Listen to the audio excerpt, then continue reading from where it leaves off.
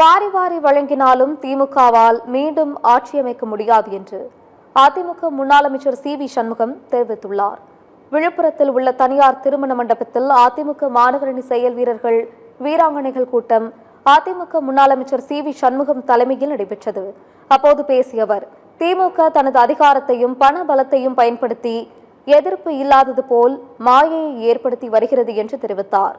மக்கள் எழுச்சிக்கு முன்னால் எவ்வளவு பெரிய தலைவராக இருந்தாலும் தூக்கி எறியப்படுவார்கள் என்றும் கூறினார்.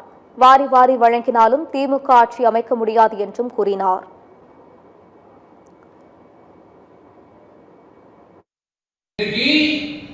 திராவிட முன்னேற்ற கழகம் முதலமைச்சர் அவர்கள் அதிகாரத்தையும் பணபலத்தையும் வைத்துக் கொண்டு செய்தி மக்கள் தொடர்புத்துறை கையில் வைத்துக் கொண்டு பத்திரிகையின் ஊடகங்களையும் அச்சுறுத்தி இன்றைக்கு பூச்சி மொழிக்கு போன்ற வேலையை செய்து கொண்டிருக்கிறது. மக்களுடைய எதிர்ப்பை இல்லை என்ற ஒரு மாயையை திட்டமிட்டு பரப்பிக் கொண்டிருக்கிறது. ஏதோ 5 ஆண்டு காலம் சிறப்பான ஒரு ஆட்சி செயல்பட்டதாக ஒரு தோற்றத்தை ஒரு பிம்பத்தை ஏற்படுத்த முயற்சித்து சென்றது. ஆனால் அதில் வெற்றி பெற்றார்கள் என்றால் இல்லை. மக்கள் எழுச்சிக்கு முன்னால எவ்வளவு பெரிய